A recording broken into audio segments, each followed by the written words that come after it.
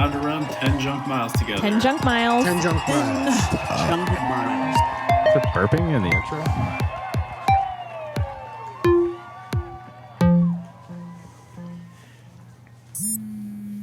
Hey, everybody. Let's run 10 junk miles together. Love it.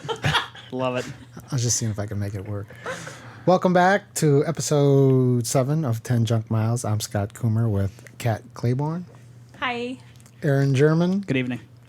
Corey Fain, Hey, what's going on? and we're back from our extended remix 2.5 hour long edition from last time. And we're going to try and be a little We bit... set some timers this time. Yeah. We're going to keep it high and tight, right? Well, we realized that we forgot to do the Garmin noise, and the segments went on too long.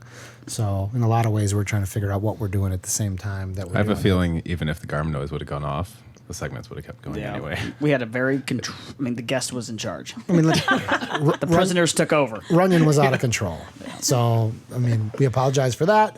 But I listened to it, and I had a fucking blast. So I guess I thought it was funny. Yeah. Kat, what have you been up to since last time we were here? Oh, I got to do the awesome Corey Fat Ass 4 hours in the bowl. So we ran in what was that place called?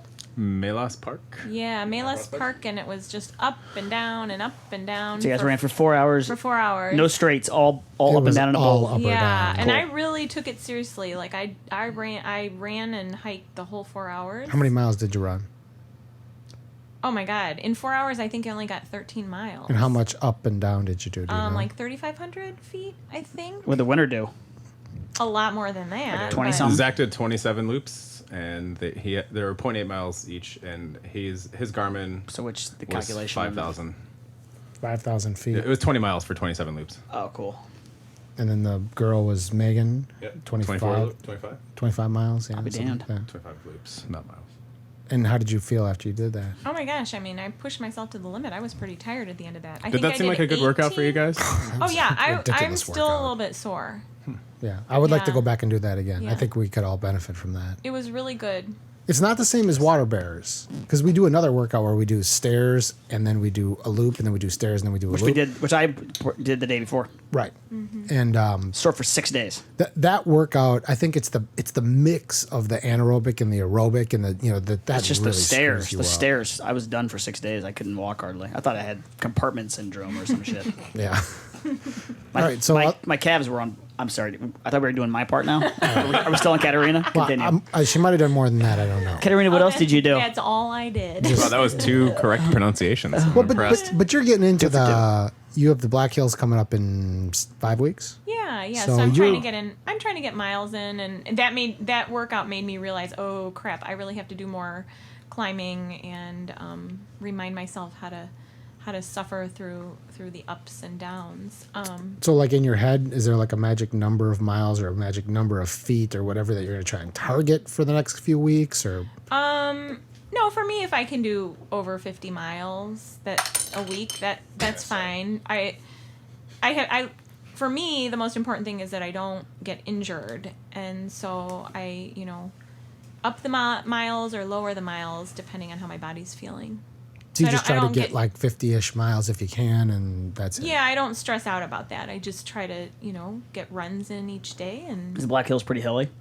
yeah, it's I think 16,000 feet of climbing. So Over how many? Is it a 50 mile? it's a 100-miler. 100-miler? Yeah. Jesus. So you don't have a Yeah. training plan. You don't follow anything. You don't just sit down and write out a plan. Nothing She's like got that. kids and shit, Scotty. She's busy. She just tries to get her miles in.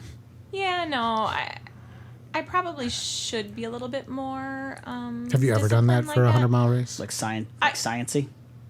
No, I've never done that because the first 100-miler that I did, I was only going to do 50 miles. Yeah. And I read the book the night before. I remember that. Yeah. So What's the book? we go to breakfast. That's good. After she That's finishes really good the for you. Potawatomi 100, we're at breakfast, and she says, "Oh, but I thought I was going to do some reading." She pulls out Relentless Forward Progress, and she's like, "I was going to read this the night before."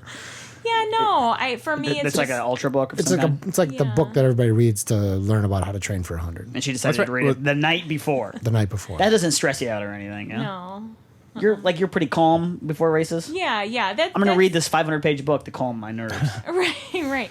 No, I'm minimizing this a bit. I mean, like okay, I did that great workout, the 4 hours in the bowl, and then so for the next few days I still ran, but I wanted to make sure that my body was recovering rather than like, oh, I got to get in 15 miles and tomorrow I have to do 22.5 miles and like, you know, it's for me it's more about listening to my body and making sure that I get some good key workouts in, but I don't stress about it. To me, the 100-milers mostly mental, and so if I can get to the starting line not injured, then that's success.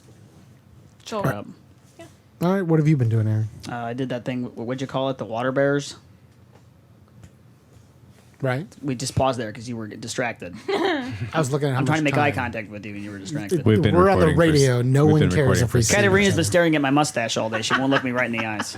We'll have to put a We need picture to of put Aaron's a- yeah. mustache on the mustache webpage. is okay, but it's not evenly cut. Yeah. So that's what's pulling So my it's eye. the asymmetry that's fucking you up. Yeah, I'm kind a of torn little bit. between Hitler and porn star.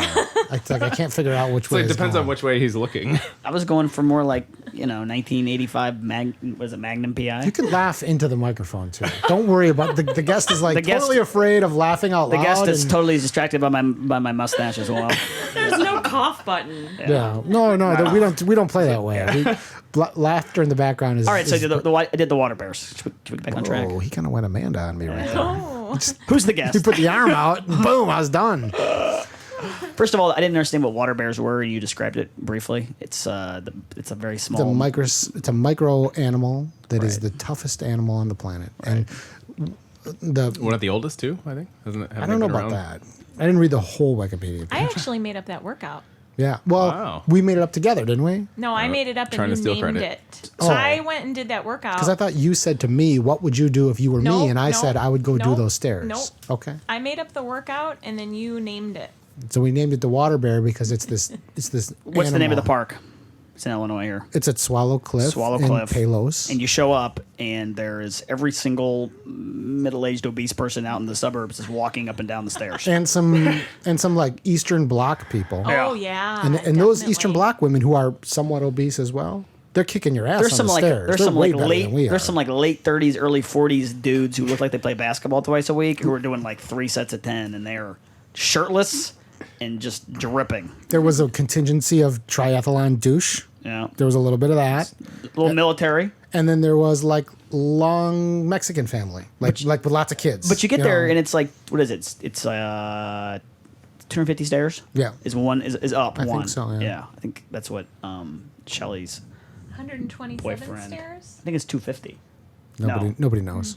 He said it was 250. It's really hard. But anyway, you do 10 of those, and then you do an 8-mile running loop on a trail. Then you do 10 of those, and then 8 miles, and then I stopped at 10 more. I just did 3. You did 3 stairs, 2 loops. 2 loops. Yeah. Yeah. That's because the 46-year-old man I was running with was tired. That's Alec Bath. Shelley's Yeah. Shelley Cook was a guest down here. He Her totally husband. pussed out. Make sure that we get that on there. He didn't do the third thing. No. So I'm like, well, I won't do it either. Then. Well, and to be fair, his marathon PR is a little bit slower than yours, right? Yeah. Okay. Yeah, well, but you guys are going head to head at Chicago. so the third on the last 3 miles of the 8-mile second run, we were doing like 5.5-minute miles sprinting. He just kept Racing speeding up. each other? Like there was is there- some new dude with us. Is there any Garmin data or Strava data that we can look at this? Are you on Strava? He might have it. No, I'm not. See, well, you got to get on Strava because then we could verify this. Mm-hmm. Otherwise, you guys could have been on 12-minute miles. There's like a new guy that was like trying to be part of the group, and we were like including him, and then he decided to take all Shelley's Alec. God damn it! I kept calling him Alex, Yeah, which well, also was irritating I'm to sure. everybody. There isn't a person. He in like the took. world I'm like, whose well, name fuck. that I guess screwed up. it's on. But it was a good time. But 5.5 minute. If we call Alec right now, 5.5 minute mile, he'd verify that. He'd verify that. All right, we're going to text him during the show just to find out. So anyway, we did that. Then we ate everything all day, and then Scotty and I went to go see Mad Max. It was awesome, and it's all I've Oh, done. I've watched that trailer like 10 times. The movie is I really tried So to you convince my spent your kids to go whole see day it, but they with wouldn't go. good. Scotty, it was just a mandate. Scotty's wife was out of town. She was. We have about 12 seconds in this segment. All right, and Corey, what'd you do? You got 5 seconds. I got 5 seconds. 5, 4, 3. I hosted a fat ass 4 hours in the bowl. We ran up and down hills a lot. Cat liked it. I did the water bears and I did the bowl. I did the mandate. I did the What'd you do this last weekend? Mad Memorial Day Max. weekend. Memorial Day weekend. I ran. I've been running my balls off. I ran like 75 miles. I've been getting the vert in. I'm training. Jeez. Katarina and I stuck it. That was like a fart. to hog Nick. the segment, I know. jerks. Way to hog the segment. Well, we'll give you guys the lame segment, the next one. Yeah. Well, Thanks. yeah, we can talk as much I'm as just we gonna start talking Why about don't you guys myself. talk over the interviewee's interview? We gotta get. Sorry, I cut off your story at one point, Corey. Which one? You were telling something about your kids. And Oh, I- it No, was just cut that off.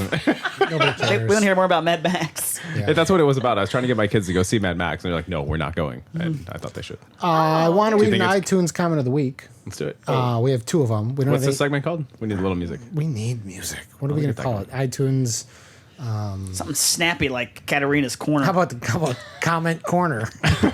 they all have. Well, I'll have corner in sounds all in of them, which is ironic because we don't run anywhere where there's corners.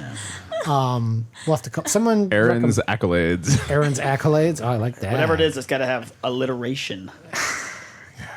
Anyway, we have two new ones, and if you haven't left an iTunes comment, what's wrong with you? All right, if you're listening to this and you have so much free time in your life that you can listen to this, you got 5 minutes. Make an iTunes comment. The more exclamation marks, the better. It moves us up on the list, and then other people find the show, and that's really cool. and Just to then be it'll fair, I good would be- never review something on iTunes. Have you ever reviewed this show? Yes. Okay, well, see. Well, Other Scott than my own has. show. All right, so we have two that one says really fun podcast by Kingston 597, 5 stars, and he says this podcast was a very pleasant surprise. I discovered it on accident, and it quickly became one of my favorite podcasts. It's casual but informative. I love the slightly irreverent humor. He must be talking about Aaron and his questionable humor.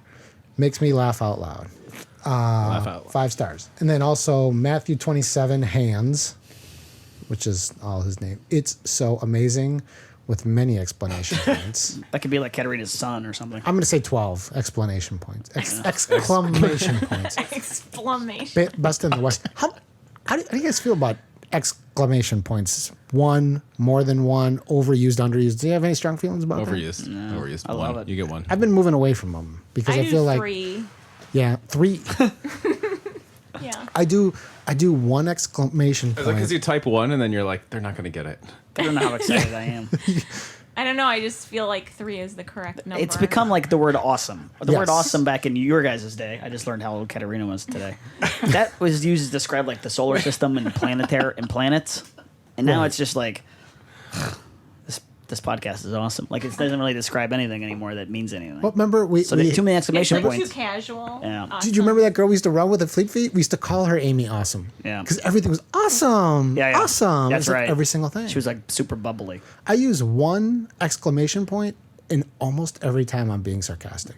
Like if I say, I can see that. Oh my God, that's super awesome! Exclamation point. That means I'm Most things you say are in text are is sarcasm. everything I say in text. Yeah. Well, this Okay. guy says we're the best in the Sorry to Midwest. fucking walk all over I your think point there. awesome came from Valley Girls. Like gag me with a spoon. That started Remember it? that? I just think of Fast Times I at don't really Ridgemont remember High. that. There was Yeah, a Valley scene where he Girls. goes, "Totally awesome!" Like at the end or something. I don't remember what happened. It'll come to me during the. Let's have one of our awesome guests get back to us on that. Yeah, someone's gonna know. Anyway, those are the 2 5-star reviews. If you haven't left a review, you should leave a review. It really helps us out a lot. What's that one at the bottom there? That oh, Wow. Party is now the started. beer is flowing. now So next, workout. we're gonna do Cat's Kudos. Cats. I have 2 cats kudos Nice. today. One is this guy who I was attracted to his page on Strava because I like to see dirty feet. I know that sounds really weird, but Let's talk about that a little bit before Let's pause there. I whenever my feet are gross, Kat says send me a picture. Right. And Kat has never seen a foot picture that's grossed her out. Scotty's are pretty gross. And I don't know why. She's like fascinated. She's never by seen. them. I have really gross feet. it's really interesting. Let me see. No, it's embarrassing. Anyway, so this guy, his name's Ron Hammett. It looks like he's from Las Vegas, and you know how you can have your little profile picture on Strava? His is of his dirty feet. So I thought that was kind of interesting.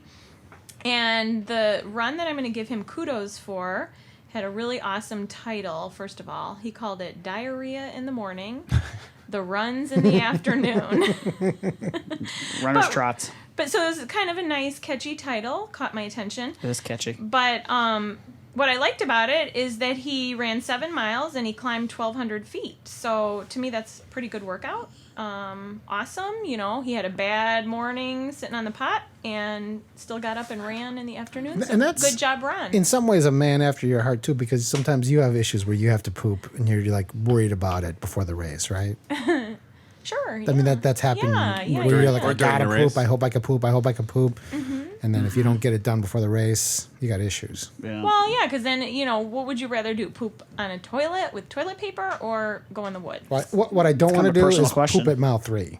You know, Yeah, I would rather get right. it done before the gun goes off. Exactly, or even after the gun goes off. Scotty's That's always fine. been worried about me having to go during a marathon because where every second counts. Yeah. I've never had to.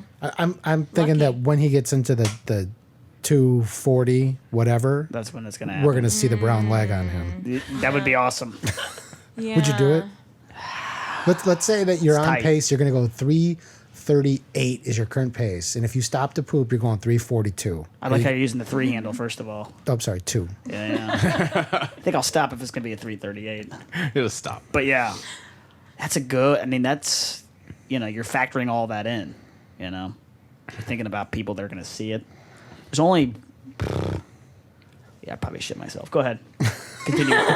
So the answer is yes. I You think would so, shit yeah. yourself. Yeah. All right, so back to the kudos. I think you'd have to. Anyway, so good job, Ron. That was a really good run and interesting dirty feet. Mm-hmm. Okay, and second kudos goes to Matt Lee. He lives in Wisconsin. It looks like Oostburg, Wisconsin. Scotty, But is that right?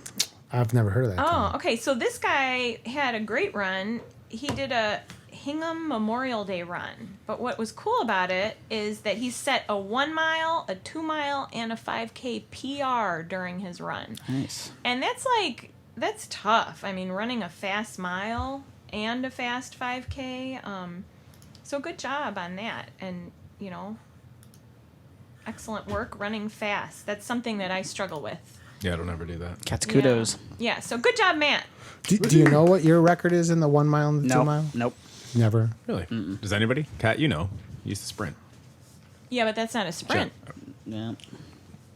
I think I did like a 5-minute mile after I got back from Boulder, just out on a training run, but that's not official, and it's definitely not on Strava. The word from Shelly and Alec is that on the last downhill, maybe for about 60 seconds, you might have been going 5:30 mile, maybe on a downhill. That's what they said. Well, he's old. He doesn't know what he's. Should we get him on the blower? Should I call him right now? Yeah. All right. I actually had a lot of fun running with Alec. I'm giving him a hard time. Yeah. Well, and you should give him a hard time because he ditched out on the show. He was supposed to be here. All right. So next, how much time we have before our next segment? 2 minutes. 2 minutes. A minute and 30 seconds. We should have. You know what would be nice if we had like a weather girl. Or Wait, there's one more. traffic. Wasn't there another kudos? Traffic somewhere? on the fives. Oh, Zach. Oh, right. We can do that. First place age group. Zach Pligan. Yeah, we have He won the bowl. and on then the he- on the week 10 later- junk miles page. So no weather girl. Go ahead. She's not a weather girl. I know. We had asked for results. Anybody have any results? And the problem is that the last episode aired today or yesterday, and now I'm asking for results for like a 1 day period. But David Failing, who was a friend of all of ours, he ran Hi, David. his first 50 at the Berryman 50 on May 16th, just 7 months after his first run of 20 plus miles. So he's a 50-mile finisher. Nice job. And then our friend Megan, 4 hours in the bowl, 24 loops. First place female, still waiting for her prize, Corey. I gotta Is there figure supposed that to be a out. prize? There was supposed to be. Did you give anything to prize? Zach? No, Yes. I told Zach was too humble to take the You prize. told me that you did. Megan, you could have taken one of those sticker books. Yeah. It was also the day after she did 50 times swallow stairs. She only and did like 10 miles running though. Yeah, 10 miles of running, 50 times stairs. All right. She was doing push-ups and shit at the top of each one of those stairs too. Well, Like she's tougher lunges than you and are. stuff. And she biked to and from. In a fist fight, Megan versus Aaron. Who you taking? I might take Megan. I've seen her gonna lift take weights. Yeah, she does like powerlifting and shit. She could power. I don't know. The mustache is making me It think I depends would if Aaron pick has him. shaved or not. It's tantalizing if nothing else. It's kind of. Alec has also pointed out that some Titillating. of us don't walk the stairs. I didn't walk. I did. I walked the last 2 or 3. Next, we're gonna interview our guest tonight. It's walked Jen all DeSalvo. Say hi, Jen. Hi, I've been dying here. Yeah. First of all, you guys hear how syrupy her voice is? She is syrupy. She's a We finally got a pro on She's here. a professional. Yeah. Well, and by way of historical background, so now that we've introduced her, we're gonna just talk about her and not let her talk for a little bit. Perfect. Sounds good. When we first came up with the idea of having this podcast, because of the fact that Jen is in the radio and because she has a syrupy voice, we were going to have her be on the show. But like right about the time that we did that, she got promoted, and just with the time constraints and all of that stuff, and it's probably for the best because the time has been the biggest issue with this podcast. She couldn't do it. So, her loss is our gain in Katerina, but now she's going to make up for it by being syrupy here on the air with us. I can do that.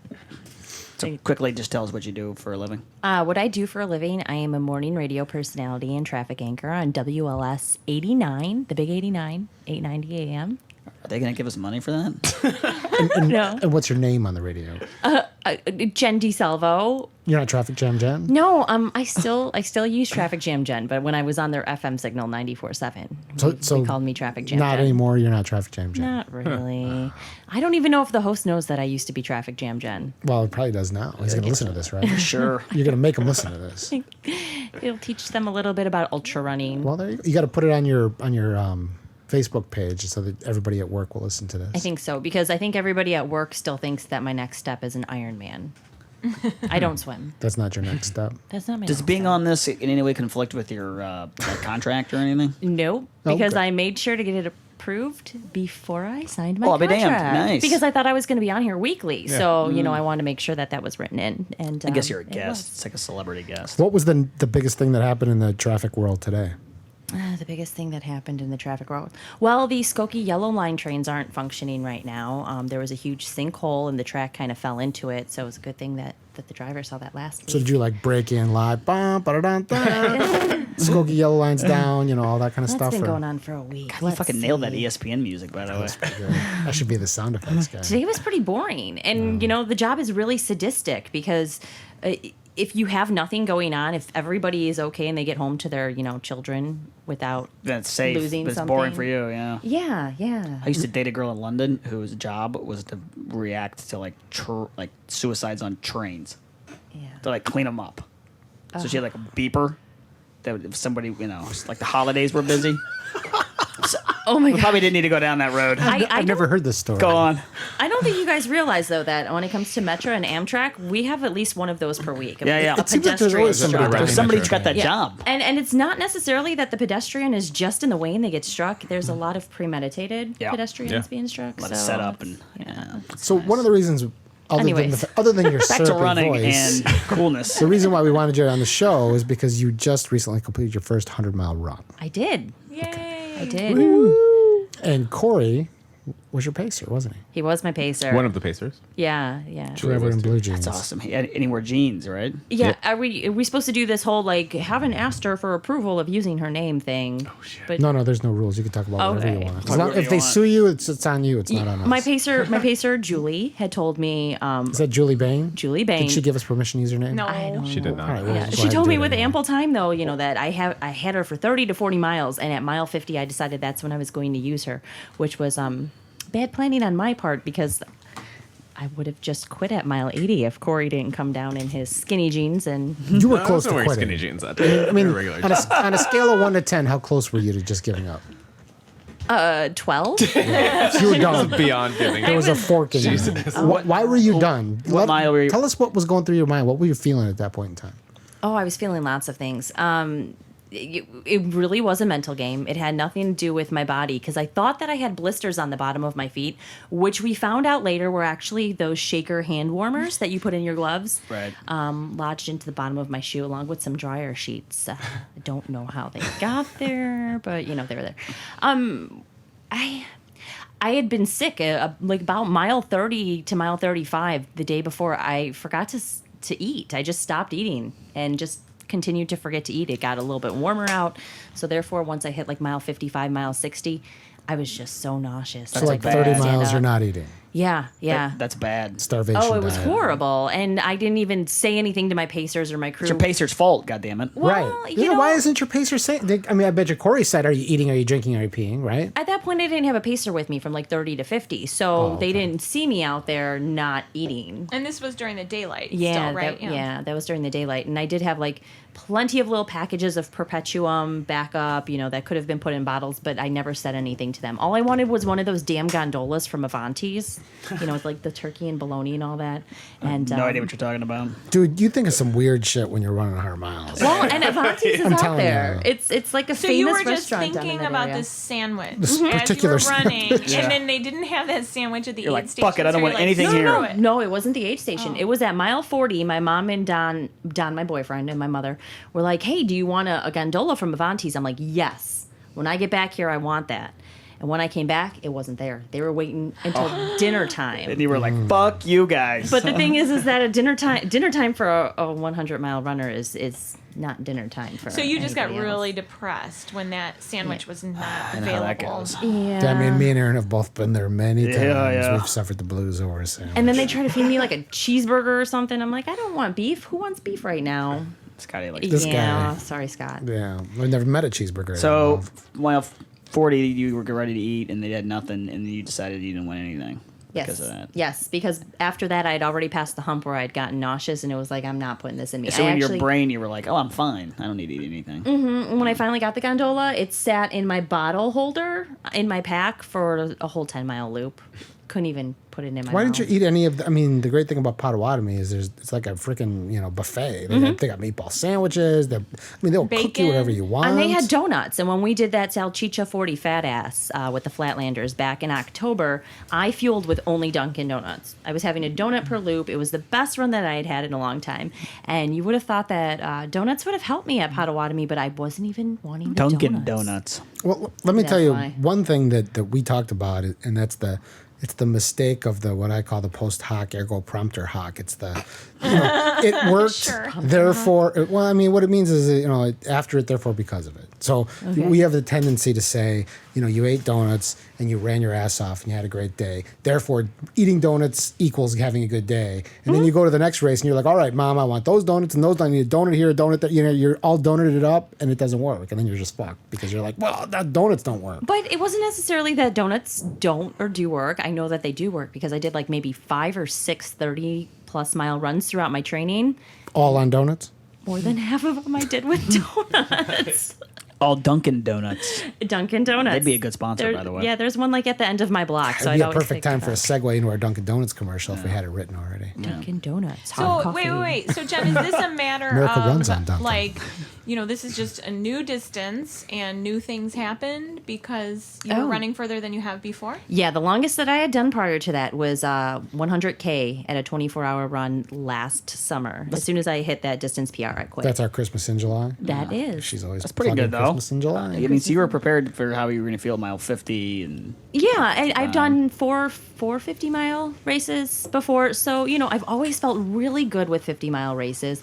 Although I do sometimes get nauseous. I have known that in the past. At Christmas in July, I got nauseous, so I sat down and stopped with my stomach for a little bit. when do you get nauseous? What mile? That one started at 10 p.m. And so I was nauseous because I've eating food the entire day before I started running. So I don't know. Does anybody else get like that? I have to do my runs in the morning. Yeah, that's a weird time to start running, to Yeah. start eating. I don't even know what I would do for that. I mean, but you're getting nauseous because you ate too much. No, it's acid reflux mostly. Oh, And like having the burning esophagus and the sloshy stomach. And yeah, it's just a whole big mess. But, I know for me, like I did a TGIF once where we do these nighttime runs. We do these fat ass runs. A lot of people in the group, they want to run at night. They've never run at night. So we meet at 8 or 9 or 10 at night and we run through the night. And the first time I did that, I made the mistake of saying, well, I better eat a big dinner and eat all this food. And then, that's all we have hey. time for, Jen. Thanks for coming. We'll see you next Thanks time. for the 3-hour wait. You can leave now. screw you guys, I'm going home. So Anyway. next you can join us in any of the conversation, and then we'll keep okay. asking you some Yeah, questions you're too. not. We're not kicking you out. But I'm going to finish my story anyway because Yeah. I'm here. But I just remember I loaded up, and then when I started running, I had diarrhea. I had indigestion. I mean, so I've started. Like my thing is, I don't eat before I run. I like run until I get hungry, and then it becomes like we were talking about. We did a 4 junk mile run before the podcast, 5 junk mile, and Today? today, yeah, Do you guys all run together? yeah. I was setting up. He was. If you would have been here 3.5 hours earlier. yeah. I was in a spin class. But I try to eat as much as I can early on in the run so that I don't run into a digestive issue later. But back to you, Jen. So you've finished this 100-mile run. Now you have to go out and you have to tell all your friends that you ran 100 miles. What's the reaction by a lot of people? The first reaction is, I don't even like to drive that far. Well, nobody effing likes to drive that far. That's weird. Never heard that. Yeah, that's what everyone Or says. I Everybody's don't really run witty. that far unless I'm being chased. No, when you're being chased, you can't run anything then. You're going to be Does the caught. average person really know what it's like to drive 100 miles? I mean, is that something that happens routinely in their lives? Driving 100 miles? The average Yeah. person, the average No. person makes really cliched bad jokes. Everyone says that. Everyone. I think says like that. the average commute to and from work is only like 20 miles as it is anyways. Yeah, who are these people that are driving 100 miles all the time? They're so And not frustrated liking by it while they're doing it. Yeah. I mean, why are they driving 100 If you're driving 100 miles? miles, it's because you're going somewhere awesome, like fucking, I don't know, Six Milwaukee. Flags. What's Yeah. 100 miles away from here? That's awesome. Yeah. Flat. Oh, I Yeah. can say the F word here, can't You can say I? whatever you want. Yeah, here. this It's isn't- edit free. This is an AM radio. Yeah. Yeah. Jen, how did you pick Potawatomi 100? Is just the timing of when it was right to do that in your life? And why that race? It was pure peer For the food? pressure. Yeah, the food was great. I had absolutely no desire to do a 100-mile race whatsoever, but you're not a real ultra runner until you do 100 miles. Says who? I mean, I would agree with I think it's that. on Wikipedia.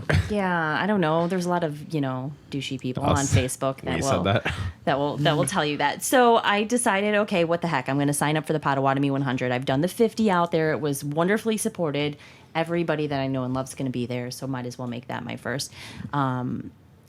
Even though I run on the lakefront in Chicago, so how do I get hill training? But I registered in May of 2014, so it gave me a whole year to kind of mentally and physically prepare for it. And I don't know. I mean, And- I was really into training. And one unlike winter. Kat, who just kind of wings it with the training, you were pretty structured with how you approached your mileage, right? Yeah. I followed the Ultra Ladies plan that's online, which is pretty grueling. It is. I remember thinking you were crazy when you were telling me what you were doing. Like 3 weekends in a row, you had a 20-mile and a 30-mile back to back. Yeah, I mean, I altered that a little bit, where I would do like a 30-mile and then maybe like a 15 or 12. But It's called Ultra Ladies. Still, Yeah, Ultra Ladies. But it's not just for women. No, it's not. No, oh, gosh, no. But it's done by women. It was written by like the Ultra Ladies group. Like for example, if Flatlanders goes out and writes a plan, then they'd have like the Flatlanders plan. So some guy who lives in Colorado, following the Flatlander plan. But why are you following the Flatlander? Well, it's not just for Right. people that live in flat areas. You mean I So have it's to not run on just for treadmills? ladies. Yeah. Well, I mean, and Aaron is going to be doing his first 100 miler next year. Wait, So, really? oh, Where? yeah. I haven't signed up or anything yet. I'm Western talking States or about- Leadville? I'm talking about Well, it. he can't get. Well, He's going to seriously start off. off with Western States or Leadville. as Leadville. your Start first. and Leadville. end. yeah, because we're all going to do Leadville together. Yeah, I'm gonna start and end with that in one. 2017. I miles. think I've been 16. convinced. 2016. Yeah. I'm getting ahead of It's gonna myself. be awesome. Yeah. You should come do it with us. How do I get into Leadville? What do I have to do? I'm gonna pay It's a whatever There's a it costs to get lottery, in. and then we're going to go in as a team as well. So, I'll do it. yeah, I mean, come How on. many people are on a team? Corey, I don't you know. I don't know anything about that. eight. But It's Corey vague. can't run it. He's got to pace me because how the fuck am I? Well, I'll gonna just run it with you. finish? You don't need a pacer. Yeah. By that You don't time, need I a should pacer. have. Pacers apparently Nah, suck you don't anyway. need They a didn't tell you to pacer. eat. So why do you need a pacer? I told her to eat Right. when I was pacing. Except for He did a great job of telling me to step eat. into a Slim Jim. Eat, He pee, had like drink. pockets filled with like food. Did He's he like, play I don't want music for any you more too? food. He played Denim music pockets. for me. He took his headphones and turned them outside. Speaker so there mode, were dance party mode. speakers. Yeah. Oh, you would be a Wait, good Jen. So pacer. at mile 80, you were going to quit. What did Corey say to you? What did people say to you that got you going again? I don't even know. Oh my god! When she came into that aid station, she was like. Also, she was mad at me and Scott and maybe you two or Yeah. whoever else. Like, so like the subtext of all of that. Not me. What did I do? I wasn't there. She we all wasn't had- mad at me. We all like I had associated already on quit the race. I don't think you knew that I was mad at you. We were were all mad at me we were all like during the associated race? on the Wait, internet what? in certain Huh? groups, and then certain groups disappeared, and so some of us didn't talk, and some people thought that it meant more than it did. I thought it meant nobody was friends with me anymore. I got really like hurt and sad and Wait, And I had no you're idea. Serious. Like, I My was just like, vagina hey, was let's hurt. go. Wait, hang out. wait. Hold on. Back up. Finally. During the race. Finally, we got vagina in. Wait. I thought it was going to come up with the Ultra Ladies, but we finally got it in. Continue. Go ahead. I'm what she trying said. to process something here.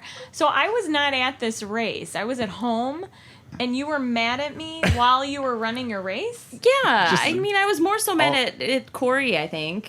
Who was pacing in his blue jeans. Yeah. Because, he was the guy who was right there and I could take out my aggressions on at mile 80. What were you mad at me for? Just for being a bitch. I want to hear about this. It was completely unwarranted. It was all in my head when I look back. Because the thing that nobody really gets when it comes to running a 100 and training for a 100 is that you will be so fucked in the head mentally throughout this whole process that you are not the same person. When you get into those high mileage weeks, Okay, when but you're what doing were you mad at me for? You're not answering the question. Corey just said that we were associated in certain groups on the internet, and those groups disappeared, and I felt like that I lost my friends. And I felt a few weeks Oh, before. disappearance of the douchebag group. Okay, anyway, sorry. This is I remember don't when we even were think running Kat, this maybe morning. Kat wasn't even involved in we were, that anyway. remember we were That's like talking about the loosely bit in there, but opera not- going on in the head thing. Oh, Jesus. Jen has She- a little opera going on in her head. She invented something that was going on that really wasn't, Oh, and she so was mad at you about mad it. at me about something that But, I'm like. but here's the good news: she never called you and told you she was mad, Yeah. so you never had to suffer. You're just learning about it now. Okay. So all I right. start pacing her after like Are you still mad at me, Jen? separately her being totally out of running the race, and then she's like, I'm kind of pissed at you guys, and I was like, fuck you. Oh, this is gonna be fun. He's in his jeans, and I'm yelling at him for like the first mile. I'm so surprised he did not step out and be like, you know what, you're on your own, bitch. Like, all I was like, right. this is what I expect when you show up to pace somebody. You never know what mode they're going to be in. Truly, truly, truly sorry for that. Very good time. sorry. Wow. And while I'm at it, maybe I should apologize to Julie publicly for at mile 65 blowing up on her.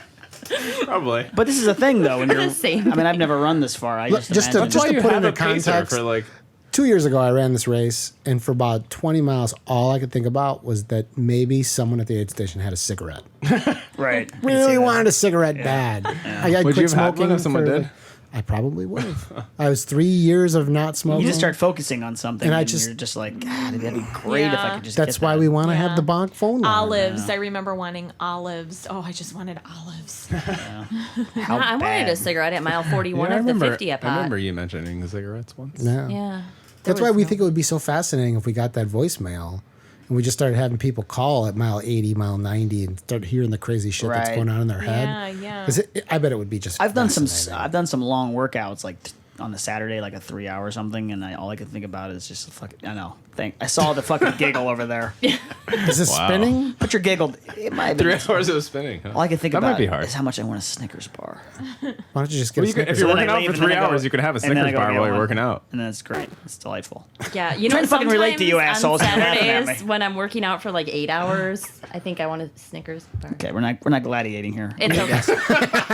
Because we probably do the same amount of miles in my 8 hours. First of all, the versus guest your came with no 3. gifts. Once okay? in a while, I'll get up off the couch Yeah. and go get a Snickers bar. Yeah. No workout necessary.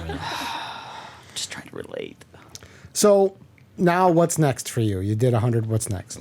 Well, right now I'm actually coaching a charity marathon team. So I am. Who is that? You got to plug the charity. You can't just skip by that. I just don't want them to drop me for dropping F bombs. Also, No, Aaron might Please make tell fun me of it's you. breast. Is it breast cancer?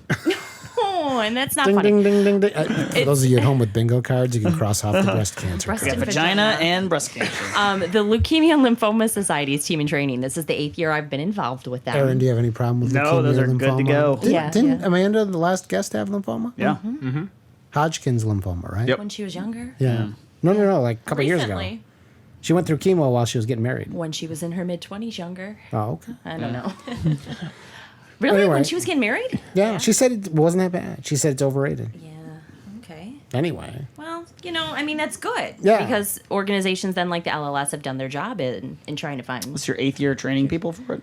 Well, no, this is my first year actually coaching. I've been running with them and mentoring. So now I'm actually coaching a bunch of brand new runners who've never done a distance event before. Oh, that's nice. Yeah, it's really neat. They're adorable. Are they intimidated by you?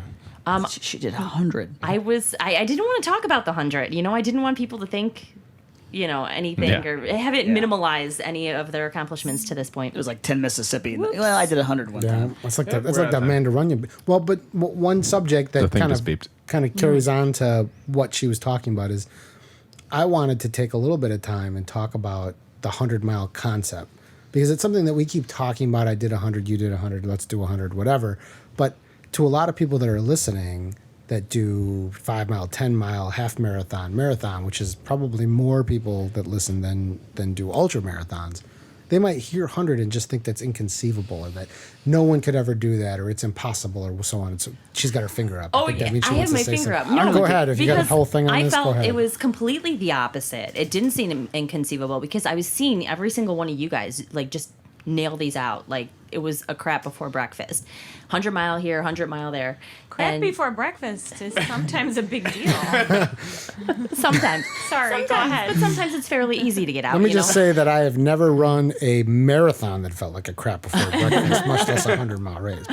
But yeah, seeing all of my friends do this on a consistent basis, and especially like somebody like Katerina, you set out to do the Potawatomi 50 last year, and you decided to finish 100 miles at that race. So knowing like, oh, well, if you can go 50, you can go 100, I really thought that it was going to be a lot easier than it was. And to people out there who think about doing a 100, it's not fucking easy. It is difficult. It is a whole mental game, and it is 26 weeks of grueling training that really changes a person's personality. So that's my take on it. How'd Don like your personality afterwards? He liked it better because I would constantly be on his ass to clean the house, and during training, he never heard me once Nice. say anything about the watermarks or the vacuuming. Just tuckers you out. The watermarks. Yeah, like around the Bathtub. sink in the bathroom. Yeah. If you get water everywhere, you We know about your That's house, like something that would not register Yeah, I in don't my have a brain clean in house. any way. men. well, I mean, I think to the person that's listening that doesn't have, I mean, you said, yeah, you saw a whole bunch of people run 100 miles. I think that's a different context. But I think if you're Joe Schmo who lives in, Ohio, and you've never had any experience with ultra running, and you're listening to this because of the funny stories, and you say, 100 miles, that seems almost impossible. I think, there's, I mean, one of the things that I remember thinking after I finished my first 100-mile race was that wasn't as bad as I imagined it in my head to be. Like, I imagined when I crossed the finish line that, like all of the muscles that were holding body my would stop body up and my hips, and I would be barely able to move, and I would fall to the ground and, sleep for days. And it didn't feel that bad when it happened. And I think the other thing that I'm realizing over time as a guy who runs slower is that, you take, like we were talking about, the Kettle Moraine 100-mile race is coming up this summer, and all of us are participating in some level except Aaron, who's busy with his fantasy baseball on the phone right now. And marathons. I'm focused, Scotty. I'm very focused. It is a 32-hour cutoff. So, I did the math and broke it down. That's 19.2 minutes per mile, which all of us could probably walk that fast right now. I mean, we could probably, and don't get me wrong, I went out. That's never how it goes once you start doing it, though. 'Cause It's you not. start off and you're like, I'm going to run for a long time. I'm just going to, I can run this whole thing. And all of a sudden you're like, maybe I've been running for too long. And then you're like, you start adding up the time you spend at aid stations, and then you start walking slower than Some people like to. 19.2, Some people go and to then all the of a director and sudden- they want to have that time eliminated. Right, but the other thing is that 19.2 minute miles. If you want to average that, if you run half of it and you jog, if you power walked half and you jogged the other half, you're well under the 32-hour cutoff. And to most people, the idea of running 100 miles, what they're picturing in their mind isn't I don't even like to drive power that far. hiking plus jogging. It's more like they imagine their marathon pace and doing that for 100 miles. Which there are some people who can do that. But Yeah. but it is. You've mentioned this to me, Scotty. That just imagine standing on your feet for 32 hours. I mean, Yeah. that's hard. Yeah. Ugh. But not hard like you imagine in your brain running 100 miles. I mean, it's a different kind of hard. Sometimes I finish a race and I'm like, I couldn't even go one more foot. I don't know how anybody does these things. Well, but your 4 body times knows as long. that was the number of feet you were going to run, right? I mean, that's the other issue. To me, the most important thing about when you approach the 100-miler is that you can't be anticipating like what you still have left to do. You have to really, maybe it's sort of like a Buddhist kind of event where you have to, you have to be in the moment. Buddhist like event. you can't, because otherwise it's too overwhelming. Like you're saying, you finish the marathon and you can't imagine doing 3 more. Well, same thing when you're in the event itself. You're just, I'm focusing on what I'm doing now. I'm moving.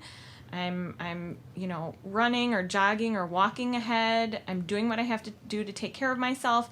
And you're not like worrying or using up brain cells thinking about like how much more you still have left, because then that freaks you out and gets you, or thinking about how I need the Avanti's Sometimes sandwich, that can throw you off because you really have to just be in the moment. You're during very those good races. at just focusing on the next 10 minutes, the next hour, the next. No, not Almost even just the next the 10 now, minutes. just like the, what's happening right now. Like, okay, now I'm running across a bridge. Okay, now here's a big hill. I think this one I'm going to hike up. Do you ever worry about like what's gonna happen in 3 days when you're done and how sore and beat up? Like well, I know that's a whole different story. I don't ever think about that while I'm No, doing I it. don't think about that while I'm No, running. in absolutely training or not. when I get home or Yeah. something. I always Yeah. like how Scotty's story because he's so beat up afterwards. It's like chafed and gross that he doesn't shower for like a couple days. No, just one day. It's one day. Yeah. I mean, it depends on the race. He's not too. allowed. He's not allowed with his wife in the bed. He sits on top like a taco. You can use Desitin to make it so that it's possible He like to shower rolls up chafed. into like you like roll up in your duvet and just Yeah, like after Superior Sawtooth, Yeah. I was raw skin on a lot of my body and a lot of it in the bad places. Yeah. And I just got on the bed, put the duvet on top of me, and passed out because that's a really good wife that lets there's you do no that. way I'm getting in the shower, with the salty, and all that. But for like how many hours? Like 24 hours afterwards? No, I showered the next morning, once you kind of scab over. In my mind, it was like 2 or 3 days. Scab over. I had no chafing from Potawatomi. I was going to ask if there's any kind of interesting things that happened to you. Absolutely not. No, Corey brought up the Desitin, and that's what I did. Before I started, and at mile 50, I put on fresh socks and lubed up with Desitin. Desitin, that's like a thing that we use for babies, right? Yep. Mm-hmm. It's for diaper rash, and would if never think you of that. also put it in all of your nooks and crannies where you don't want chafing. Around your bits and bobs. Well, and, Exactly, the it other worked well. the other really challenging part about running 100 miles, like the thing that Aaron's probably going to struggle with more, is the nutritional side. Well, that's what I'm worried about, yeah. He's eating a lot of gels and he can run, faster than all of us. And if you could like give him a pill that would make him have all the nutrients Slip he him needs a for the blue race, pill. Right. he'd crush the course record. But I need some pills. when they hand him a turkey sandwich at mile 30, he's that's something that he's going to have to try and figure out. That's not. I mean, sometimes people say it's a 50-mile race with a 50-mile eating contest afterward, because if you don't eat, There's no way to really you're not train going for to that finish. either, is there? And it's really hard to describe to someone who hasn't done it before how your stomach feels once you hit like mile 60 or 70. I mean, it just turns off, and the things that you were craving earlier in the race just like disgust you. And so you're sitting there like, you don't want to eat, but you have to, and having to like force that food down is the weirdest feeling. Yeah, I remember at my first 100, I laid on the floor staring up at the ceiling for 30 minutes, just like, make it stop. And I don't even know what it was. I just like couldn't eat or not Well, and eat. if you Yeah, it's forego so the weird. nutrition, then you reach the point where we call it the hunger strike, where you're Yeah. throwing up whatever you eat, Right. and then if you don't eat, you can't run, and then you're just stuck in this You're land in a of terrible, yeah, it's like being sick. So this happens to everybody. pretty much. Oh. Yeah. And I speaking didn't of realize everybody, that. I think that 100 miles as a concept is something that almost I would say everybody could do, or almost everybody I think could do. everybody agree. could do it. I I mean, agree. 4 years ago, I was a chubby smoker guy, and like I was. You if were? it seems like it's well, I don't smoke anymore, but I mean, if you Give put it a a- cigarette in my hand, I'd be a chubby smoking guy right now. So I think a lot of people think of 100 miles as just like, oh, I could never do that, and I really don't think that's true. I think if you just put your mind to it, even if you want to do that within a year, I think it's just something that like really dad body. anybody could do. I think it's if that's your dream and you'd like to do it, I think anybody could do it. You got to be disciplined, though. You really Yeah, have to it make it a takes work. lifestyle change. Yeah. But there's not like a separate set of people who are like, those are the humans who can do 100 miles. And Right. these are the Well, other that's people. interesting you guys are explaining it like that, because that's how I feel about being able to run fast. You just have to want it and you have to work at it. I think anybody can do it. Because Well, I'm That's but I interesting also because I think- think of being fast as like, oh, I could never do that. Me But, too. but I think there's Yeah. two parts of being fast. I think there's the being trained and being thin, and those things that you can control. And then there's the other part, like Amanda's Brad. He's just a fast guy. I mean, he's born fast. He has more ability. So, Wow. but I think that they're two different. definitely things. not getting injured is a huge thing for all of these, right? Like Katerina was saying earlier, she just wants to show up without being injured. But I mean, good enough. Run 100 miles, everyone. Yeah, everybody should run 100 miles. Oh, earlier when I wasn't able to talk yet and everybody was talking about how they don't know their mile PR, 6:11. That's 1 mile. That's pretty good. Just saying. I think that's faster than me. I don't even know if I could run That's that pretty fast. fast. We should Sounds do good. like a 10 junk mile, 1 mile challenge. I think like so. 1 mile, everybody 5K. between now and the next episode, let's all run a Amanda's 1 mile. Brad does Why don't like we just a run a track 5:30 meet? marathon. We can all pace. run each other against each other in the 100-meter dash. Then we can do the hurdles and the long jump. I don't like think- this, but I guarantee you guys, as ultra runners, it took me like 7 warm-up miles to hit that like 6:11 miles. No, it does. So, Yeah. Yeah. Even for me, I don't get fast. I was just thinking, let's just all go out and do 1 mile on Strava and see who's the fastest. do it Let's right all, now. Can we do a Clamato 1 mile race? What? Where we get The Clamato mile? The Budweiser. That's a Clamato. concept that we Oh. haven't introduced yet. Why don't you tell everybody about the Clamato? It's a clam juice and tomato Bud Light beverage. This next segment will be sponsored by the Clamato. Aaron, make up a commercial about the Clamato. He drank 7 of them during the Las Vegas Marathon. what? They're delightful. He kept stopping at the liquor stores and buying Clamatos. I ran the Vegas Marathon with Scotty and my business partner and friend and Chris and Scotty's mutual friend Chris, and because I was gonna run with them and it's Vegas, Yeah. like I'm just gonna drink during the race. He was hammered. So I did like 7 beers. I was like running backwards at one point for like a mile. This guy's like, Aaron, you're just being an asshole now.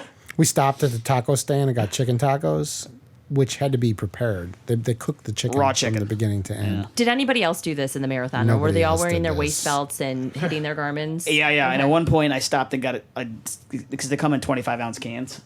And I come running out of the gas station with a 25-ounce Clamato at like mile 19, and Scotty and Chris are ahead of me, and I'm like, "Hey," because I'm super chatty. It's hard to believe. And I'm chatting up this lady to go, "Hey, what's going on?" And she goes, "Is that a beer? Gross!" I like made her ill by me chugging a beer that had tomato and clam juice. And in now it. let's back up to the whole. You're worried about the nutritional side of this, all Mm-hmm. right? Because the fact that you could drink Clamatos and eat chicken tacos, right. that points You're to set, you have dude. potential You're at the an 100-mile distance. It was a very fun race because you got a good buzz going, and it was delightful.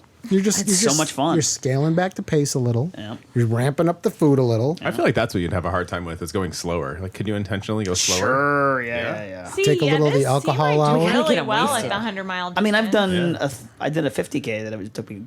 Came in second, one of the top No, 100. there was like a 26-mile race I did that, or the marathon. marathon. No. Listen, sister. Just stick to the traffic, all right? The Sawtooth Marathon. That was a trail marathon. It took me like 5 hours. yeah. Yeah. But if you ran 20, You got to slow that shit down. If you did 20 hours for the Sawtooth 100, Yeah. you'd be in the Oh, top he'd 10. win Yeah. or something. You'd be close. Yeah. So you just got to do 4 you'd of have those. to wait for another. I still got to beat Shane in a 50-mile hours race, you know? You're never going to beat Shan in a 50-mile race. That's the problem. I mean, Shane's great. Shan goes out the other day and he Shan. posts on Facebook. He did a training run because he's running across Panama. Obviously. Panama. 55-mile training run. Just went out and did 55 miles Who sings that? on like a Saturday. I don't know, like Van Led Halen. Zeppelin or something. Let's Yeah. keep it that way. Thank you. Is that what you're getting at? Thank you. Oh, so the song and the joke was from the 80s. Okay. A good one. Still fucking vintage. That's in your All right. brain. Yeah, so Shan will go out. He'll do a 55-mile training run. No water bottle. Right. He just take his credit card, stop and get some water, maybe mile 25 or 30. That you frozen know. gnome we did, Shane asked me at the end because I beat him. He goes, were you trying? Because I wasn't even trying. I'm like, fuck, that's genius. That's some bullshit, but it's genius. I mean, I watched him run 410 miles in 1 week. I mean, he's a machine, Yeah. especially on pavement. Should we get Shane's last name on here so people can look him up? Shan on- Riggs. Oh. Shan Riggs, he's a great guy. Got a girlfriend, ladies. Was she Brazilian or something? You? Shan does. I think she's Panamanian. Oh, that's I mean, he's why running it's- across Panama. I mean, I don't- Yeah, I know it's his story to tell, but the poor girl, ahead, like tell their the story. first date, I think she was telling me how they were going to go to the museums and he picked her up and she had never run more than like 4 miles and they ran like 14 miles to all the museums as their first date. She's a gamer. She did a loop Yeah. with him at the Indiana 100 too. Yeah, well, she signed up for Christmas in July, 24-hour last year. Never, There we yeah, go. there goes Another again. plug for Christmas goes in again. July. We should get Shane on here. Don't worry, we'll edit that part. And she had never done more than like 14 miles and she belted out like 80 some that day. Jesus. Wow. Yeah. I mean, I think pretty I think badass. for the listeners, and at some point we'll probably have the race director on to talk about his race. But the Christmas in July race is a 1 mile loop, timed event, 6 hours, 24 hours, Who's 12 the- hours. Who's the race director? It's 3 guys. It's Ed Kelly, Brian Gaines, and then who's the third guy? I don't know. Terry Mandel or something like that. Anyway, it's 1 mile loop and it's all dialed up like Christmas, and it's on pavement. We kind of give it a hard time because I mean, who the hell would want to run in a 1 mile pavement loop? I mean, I would. yeah, well, Jen would, and I guess there are people that are into that. So Katerina does. She loved the 8/10 of a mile loop in the bowl. I mean, you get it's not pancakes pavement, every though. mile. pancakes every mile would be good. So you're doing that this No, year? no. Oh, well, why not? I'm not racing until after the marathon's over. I'm gonna help all of the newbies, and then my first. You're doing the Chicago Marathon? I will be at the Chicago Marathon. Yeah. So But that- you're Are you running with the pacing group. your group? I'm not necessarily pacing. I'm probably going to be at like 5 miles of the course to help out people from start to finish, like the fast runners all the way to the walkers. Who's the fastest runners in your group versus slowest? What's the range we're talking about? They're all first long distance runs. Yeah. Yeah, it's hard to say. Like last year, there was somebody that ran like a 2:40 marathon that was in the group that was fundraising. This year, I think that we have some people. It's more so like between 9 and 11-minute mile So pace. somewhere between 9 and 11. Yeah, and then some walkers. So Yeah. yeah, but Well- a lot of times there's walkers that finish towards the end. So Do you guys we'll have a be goal walking for in. amount of money you're trying to raise, or is it just $1 million. That's perfect. That's a lot of money. Between how many people? We 10. have Or just the whole charity organization? It's $100,000 a is that? person to get into her race. we have 150 members on the city team right now. So Cool. yeah. Well, and that's the other thing I wanted to talk Only about trains the millionaires. where we were talking about the 100,000 or the 100-mile race, hiking and walking and power hiking. The first time that I met Alfredo, we were pacing someone running across Wisconsin, Kathleen Rittman, and I got out of the car and she was at mile 120 of 150, and at that point she said, "I'm not running anymore. My hair hurts. That's it." So we had That's to something that a woman would say. but she can power hike like no one you've ever met. He would just say his mustache hurts. Yes, his mustache. Sorry, hurts. go ahead with your story. What I just said, I'm going to. Or his vagina hurts, Yeah. if Thank you will. Thank you. So me and Alfredo were power hiking with Kathleen Rittman. And now understand that I was in really good condition at that time. I was getting ready for my first 50-mile race. I was training my ass off. I was feeling good. And I was running back-to-backs 20-30 on the weekends. So I'm in great shape, but now I'm power hiking from the couch to power hiking. And we end up power hiking 50K. So we're doing 31 miles of hiking. I will submit that no matter how good a shape you are, if you get up tomorrow and you run 30 or you power hike 31 miles, shit starts to hurt because you don't normally power hike that much. And I remember looking over at Alfredo and saying, what can we do if this crazy bitch starts running again? Because I am like limping at this point from power hiking. So that was where I learned a really valuable lesson. And that's that, you have to practice the power hiking as well. Because kind of like what Corey was saying, it's not 19.2 minute miles throughout the whole race.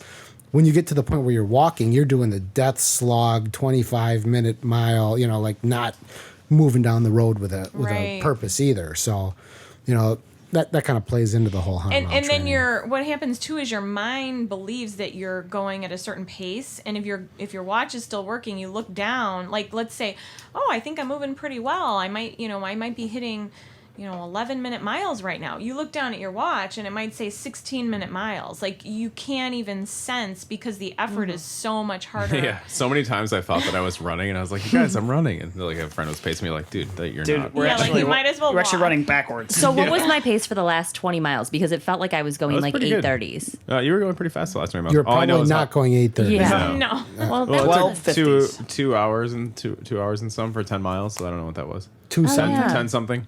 2-hour loops. Yeah. it was Yeah, like that's a fast loop at Powell. Yeah. The winner did 2-hour loops.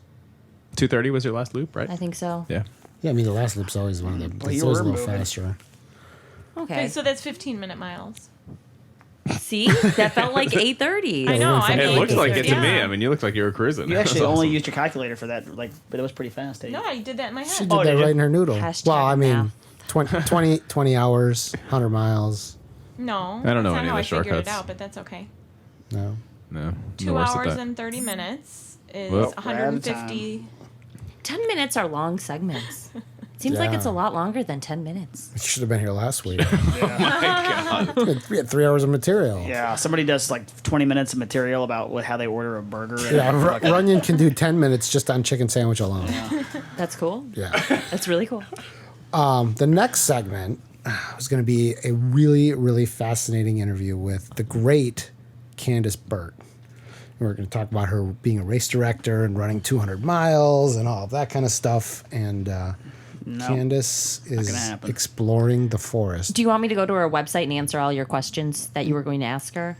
Could we interview you as Candace? I don't even I don't know if- how she sounds. You have to do a I different- just know that I follow her and I think that she's pretty amazing. Just do like a different voice. She is pretty awesome. Well, why don't we instead go to the grab bag? We'll do a little junk in the trunk, I but like the we don't grab really bag. have. We got a couple on the 10 Junk Miles Facebook. We have them on the Facebook page. So Eric Walker says, "How do you know when the wisest decision is to DNS or DNF, and to have the strength to do so?" I think Corey should answer I've the done a- DNS. I've done a lot of DNS. What does DNS stand for? Did not start. Didn't even fucking start. Yeah.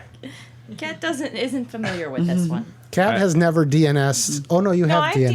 DNS'd, She's yeah. never DNF'd. Right. I've never had a problem with DNSing or had to, that. If that for me wasn't a decision that required strength, it just was like a life logistics thing. Like I just couldn't make it out to the Yeah. race, or something came up that I wasn't expecting. So you've never had one where you were like on the edge of maybe being injured, maybe not. Being no, injured? no, I don't think I've ever done it for that. I mean, I remember one where you didn't come out on the trip because it was a conflict due to Father's Day, but it wasn't actually Father's Day. So maybe on Well, your which one was that? Oh, San Juan. that was maybe like a calendar problem that you had. No, that one was I didn't realize how far from Denver it was, and then it would have been like a 5-day weekend instead that of was a 3-day geography weekend. issue. Yes, just logistics. Geography plus I would have calendar. loved to do that race. I would still want to do that. That was the someday. prettiest race ever. So wait, are we answering his question? No, not at all. We're working So as towards for it. DNSs, I just you don't have to give a fuck. Just DNS if you want to. Yeah, well, who here has actually DNS'd for an injury? I have. Okay.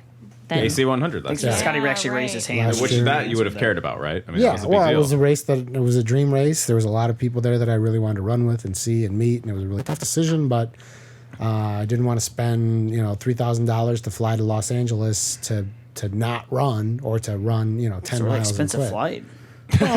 I'm talking about crew. I mean, when you do these 100-mile races and you bring someone with to be your pacer or crew, sometimes it's courteous to put them up. Yeah. Is it So really? like I'm taking Katerina to LA. I'm flying her out there. I'm putting her up in a hotel. But you know what? When I see her mile 52, it's not going to be about her. It's going to be about me. It's going to be like, let's go. You're working for me. You're So not you're just saying, so one of the reasons to DNS is if the logistics don't match what, you're prepared to do, like you're all the money and kinda the bad time planning and all then, isn't that. No, but like I was if- suddenly injured. There's a Injured's sta- different. Yeah. Yeah, Scott was saying he was but injured. If he's injured and the race is in his backyard, he's probably still going to start and try. But Yeah. there's That's so true. much to put into traveling to California. For example, I was injured at this. I had the same injury for the Sawtooth 100 last year, but I drove up there in the car with my friends, and What injury did you have? but gluteus minimus tendinosis. Never heard of this. We never had this. I actually went to the real doctor, so that's like a big sign. You And went to we'll a- have a segment on that later. You went to was this a proctologist? No. I went to my GP, and then I got sent to a sports But it's a ortho butt. guy. It's a yeah. butt injury. Yeah. Yeah. Well, we did yeah, X-rays. like if you we ran did physical behind therapy. him, but you could have told this just by running behind him, as like one butt cheek moved and the other one didn't. Actually, I wish if you everyone could Google see it, Aaron's it's I called noticed dead butt syndrome or something like Oh, that. I've heard of this. Yeah. Dead butt syndrome. His one butt cheek was dead. You're not using your butts right. Your butt. Well, I mean, I guess not. Not Were you an ass able to man. feel your butt? Like through the butt, not through your hands? Or was it like numb? Like, how many fingers am I holding up? I feel like she just wanted to say butt a lot right there. She did. Yeah. Okay, wait. Let's put the train back on the tracks. I Here for a just second. didn't know what a dead butt was. Example: I'm going to Sawtooth anyway. It's like, is it harder to poop? I went up there and I ran for 20 miles, and then I dropped out of the race, and then I spent the next 30 hours crewing my friends, and then Kat went and me and Kat crewed a little bit, and then Kat paced and I crewed. So, but that I didn't have to spend a lot of money, and I already had a trip planned. So, I mean, that's a very different venture. So don't waste a ton of money Yeah. when you're injured and you're trying to go race. that's a good time to DNS. Yeah, and don't fly out to LA to have your heart broken by only going like 10 miles in your dream race. I mean, if that would have been Hard Rock or Western States or something, it would have been the same way. I would have said, I'm not going to go out there and start the race when I know there's no chance I'm going to finish. And how about DNF? Yeah, what about DNFing? When is that okay? I don't know anything about that. Can we go around in the can we go around in the circle? Corey, how many DNFs do you have? I have 2. I DNF'd my first 100 miler in the mountains, not first 100 miler, and that was a really big deal to me. That was a really hard First one. attempt and you DNF'd. No, it was Leadville? my second 100, but first one in the mountains. Okay. Scotty, how many DNFs do you I have? have 3 already this year. I mean, So you're a chronic I'm DNFer. probably 10 plus. I would call myself I don't know. I mean, chronic's kind of a hard word. I don't chronically, but pretty regularly, yeah. Yeah. Just like to collect race shirts. I do a lot of races. If you're not DNFing, you're probably not doing that many races. not racing. You Yeah. know? So Except Cat. when do you, No, I haven't when done do that you many decide, races. Scotty? You're just like, Well, I've done it, been there, not feeling it's it. different every time. I mean, sometimes it's just like we talked about Potawatomi. It was I didn't want to spend the next 20 hours to have a 40-hour, 100-mile finish on a course that I had finished already twice before.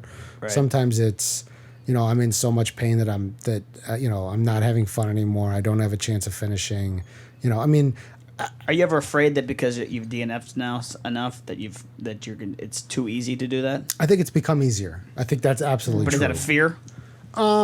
Yeah, I think so. For me, that'd be like a fear. I have to, here's a good example. I ran the Bear 100 during this injury, okay?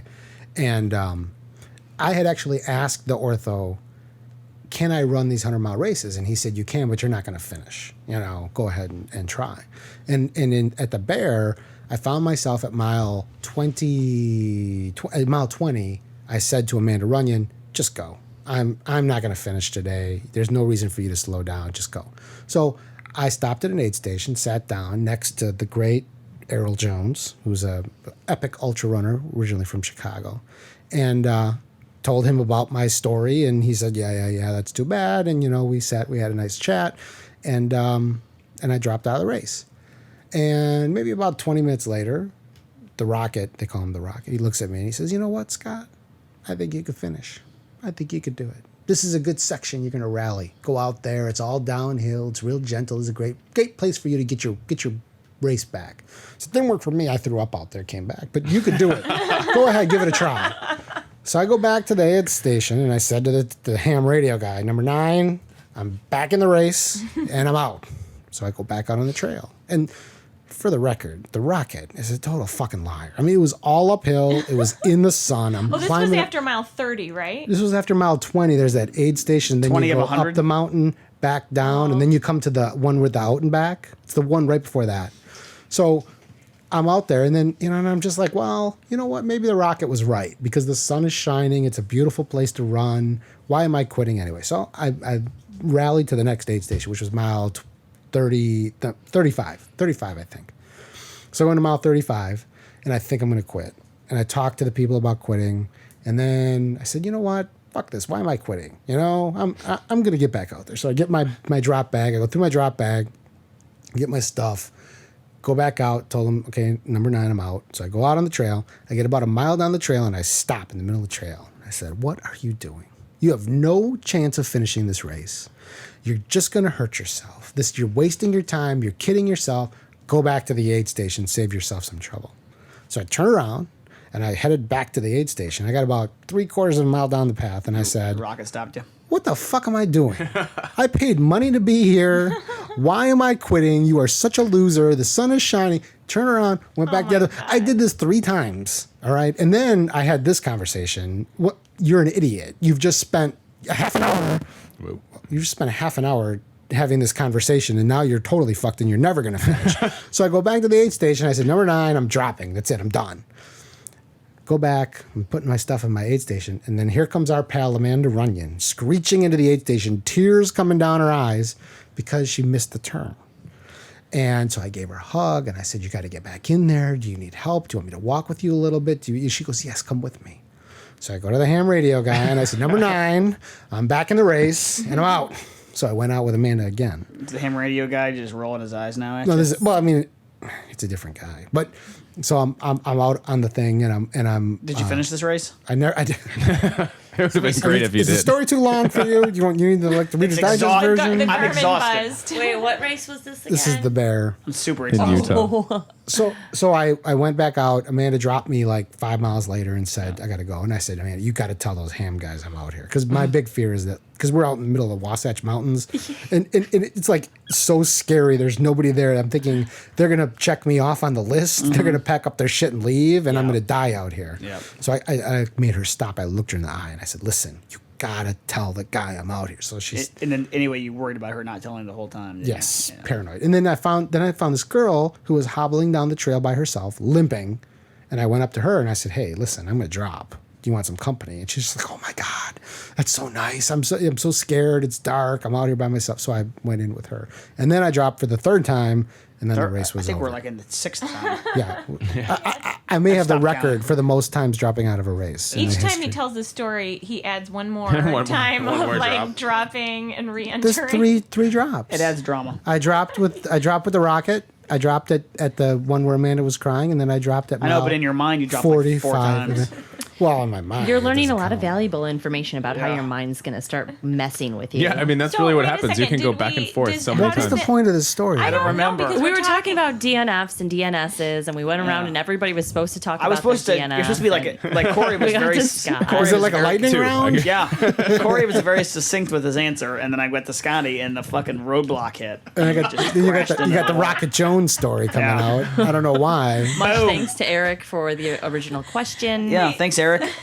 So, do you regret any of your DNFs, Scott? I don't think you can have any regrets, can you? Oh, I don't regret that one. I didn't have any chance of finishing. Sawtooth, I didn't regret. Tuscobia, I quit at mile 60-something. That was like a learning lesson. So it sounds like there's no point to regret a DNF. If you DNF and you decided you need to do it, then own it and move on. Well, but Yeah, there's that's how also... I felt. I mean, I don't like it. It made me very sad for a long period, for the next year until I went back and got that race know done what? you were again. sad Like, for a year? yeah. You know what I find Now this that's interesting? But I didn't though? like crazy. We used to have a friend Read Scotty it that per se. he was kind of a fast guy, and you kind of would mock him when he would DNF like in a marathon. Yeah. Well, Because his you time wasn't shouldn't good. DNF a marathon. But see, there's like different Although reasons. I to actually DNF. did last year. So did Aaron, by that was the way. because your friend was drunk and you guys had too many tacos. Well, but okay. Here's another point that I think we're missing. There's different ways to DNF. Okay, there's the get time cut off, which means sometimes that's out of your hands. Sometimes it's you're not trained enough.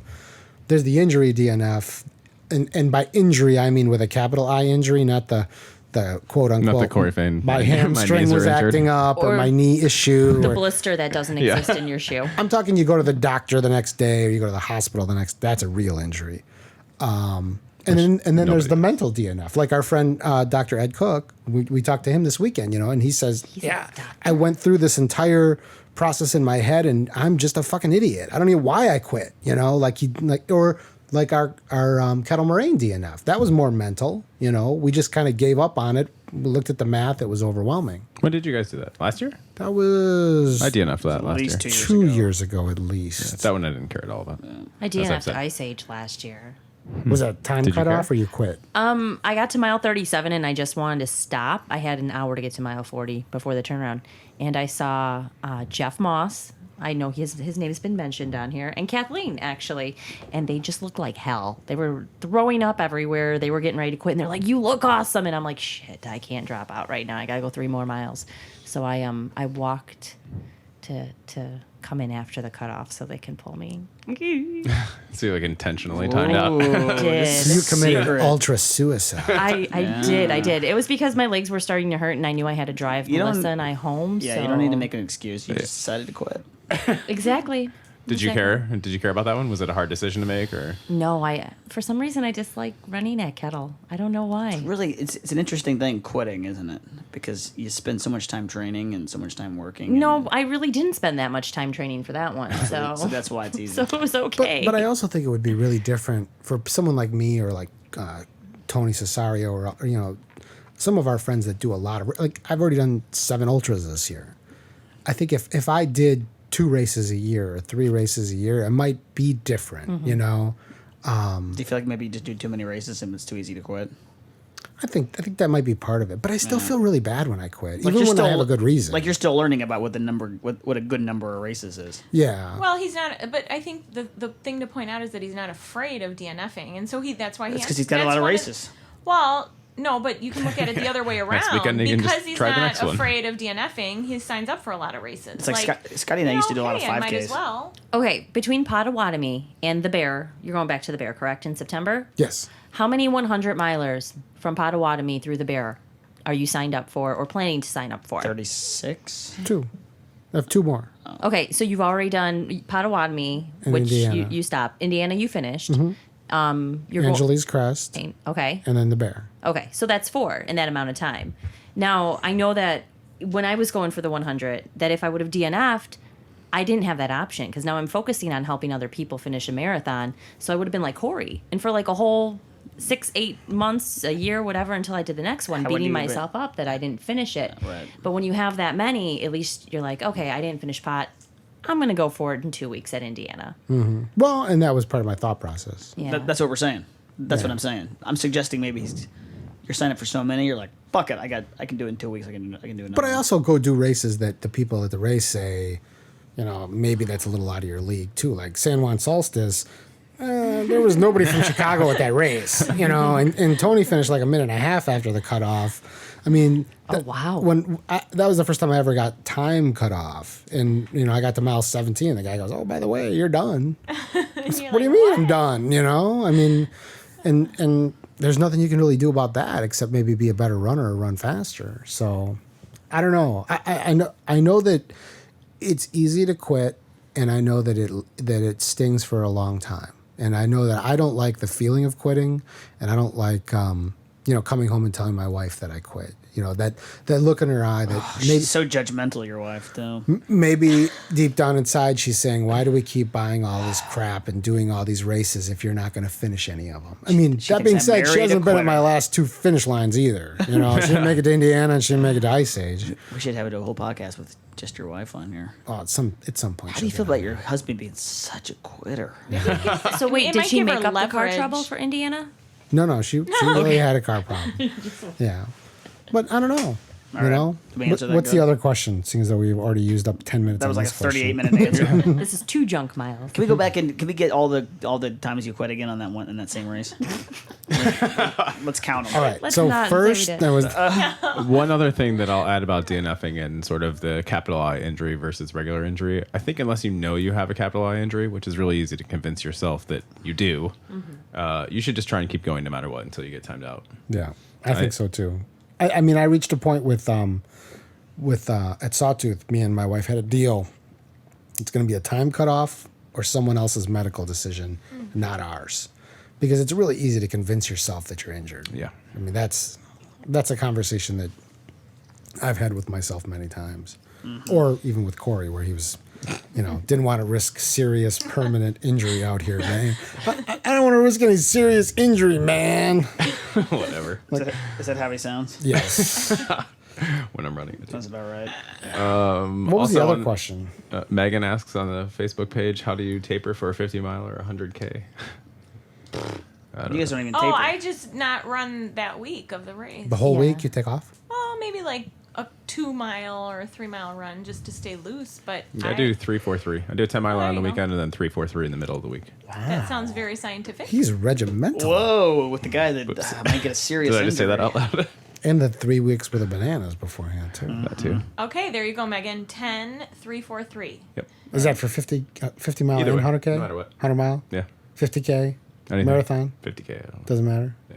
It sounds pretty universal. My thinking of not running, I know it sounds kind of weird, maybe most people don't do this, but like if I take a week off of running for some random reason or maybe even 2 weeks, that first day back I feel so good and fresh and like excited about running.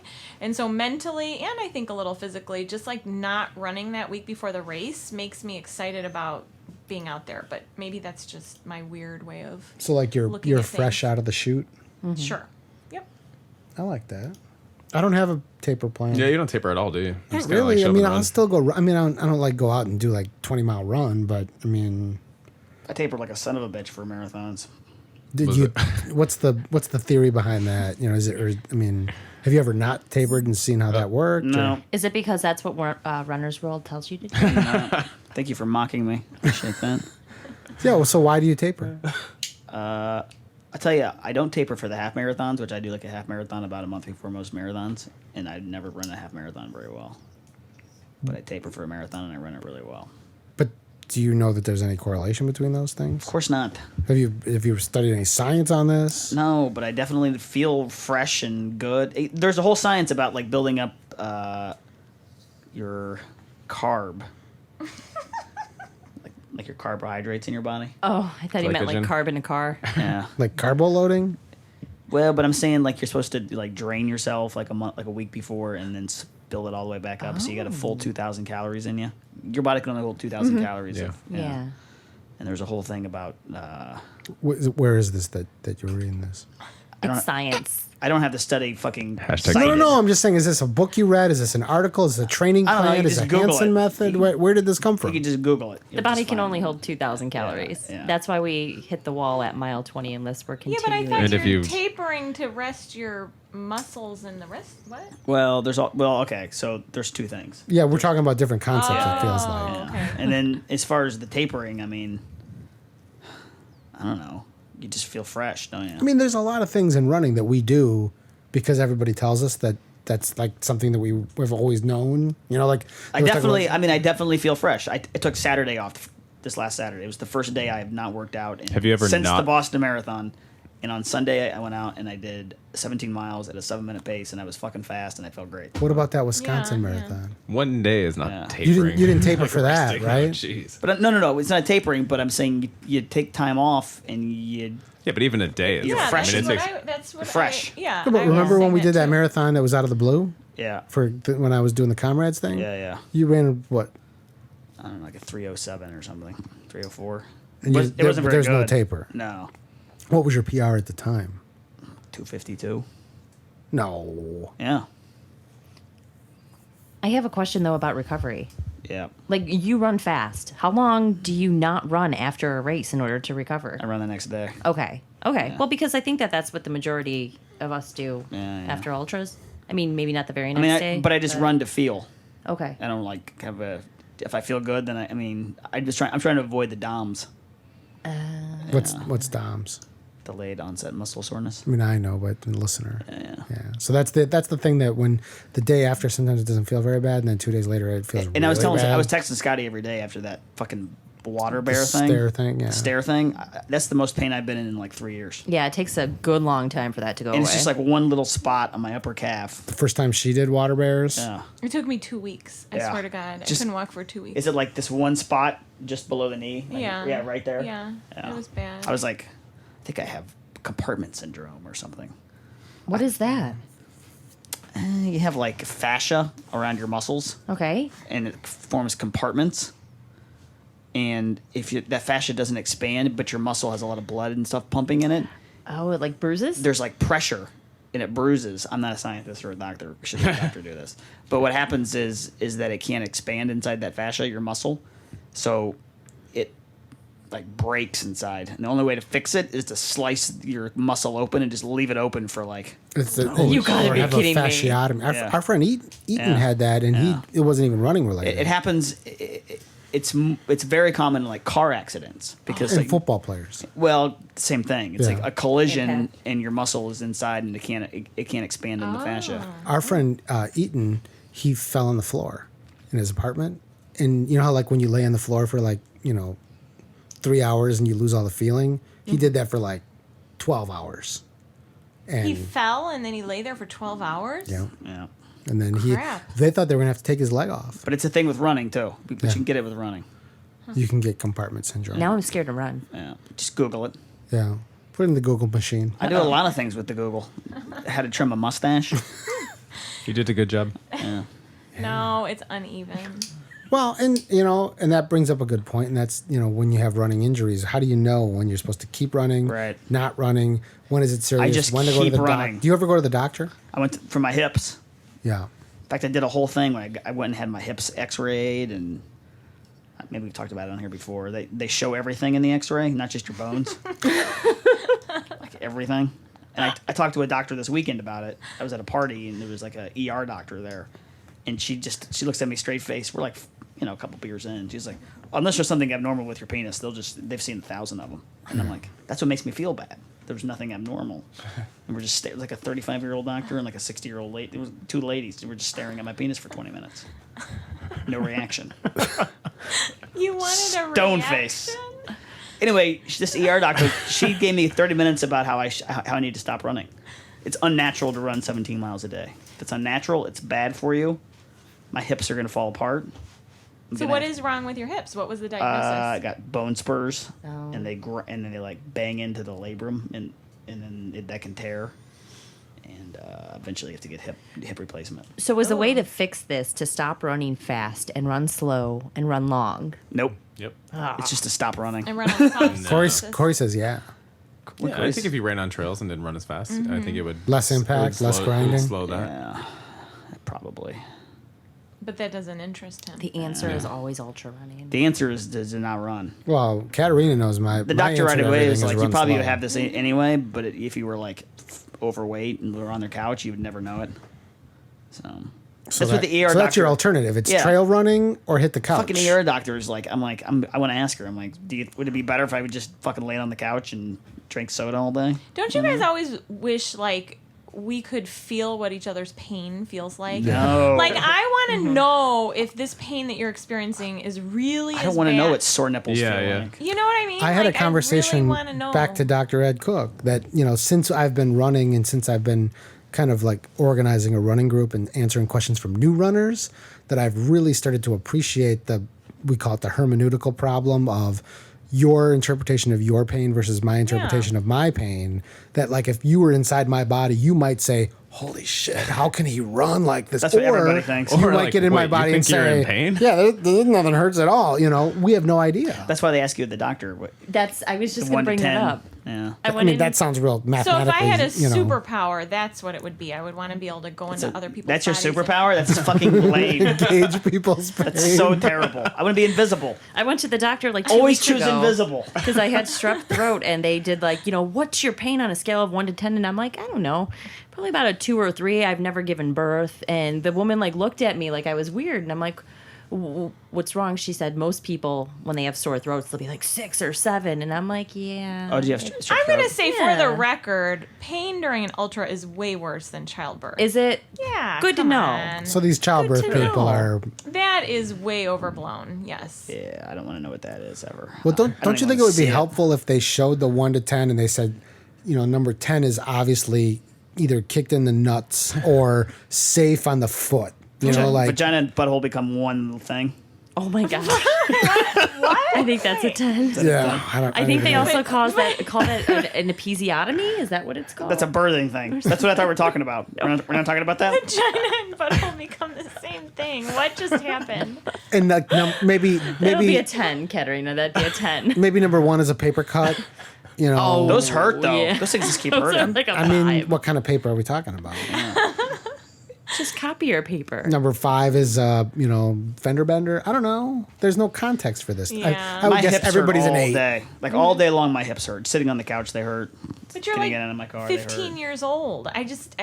And he's still running 17 miles I know. a day. so- I can't. Do you run, are you 17 miles a day? Well, he's not on Strava, so nobody knows. Yeah, nobody knows.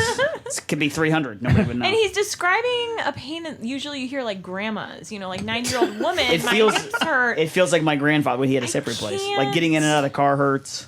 Also, mustache. Yeah. I mean, The mustache, I think it makes it the you pain run less. like 6-minute miles for an entire marathon. I something doesn't compute. Yeah. You think he shouldn't be in pain? No, I don't think his pain is as bad as what he's saying. have you had a second opinion? To defend my pain to Katerina. Like, if his pain was as bad as he says, then he would be running like 13-minute miles Yes. or walking. You don't. Yeah, you, that's you, what I'm confused Or have the about. surgery? you don't go the other way where it's like he's really tough. He's got an abnormally large have penis this- and he's very tough. And I could tell by the mustache. I did not see the X-ray. Sorry. We'll have this have an conversation X-ray? after you do your 100-miler. Somebody's got the X-ray. Do They you, got it do down you have at a the digital format? Rush. They Can we got put it it. on the Facebook page? I wanted to take a photo of the X-rays If you demand copies of your medical records, they'll give them to you. because I thought pornography? because it was funny that it was 20 minutes of it being up there and we're looking at it. Done. Cut off. Somebody is thrilled. Anybody else want to die Pepsi? Is that 10 minutes left? We got 10 minutes left. Yeah. 10 junk miles left? Finalized. I can't believe we Finally. used up a whole segment on Can I come X-rays back? and- Yeah. Oh, yeah. You come Whenever back. you want. I'm sorry So I I'm just- bailed. I'm just going to throw this in. I have a buddy who We like is, professionals on here. I have a buddy who's running across the state of Massachusetts, and I'm going to quickly read his Facebook thing.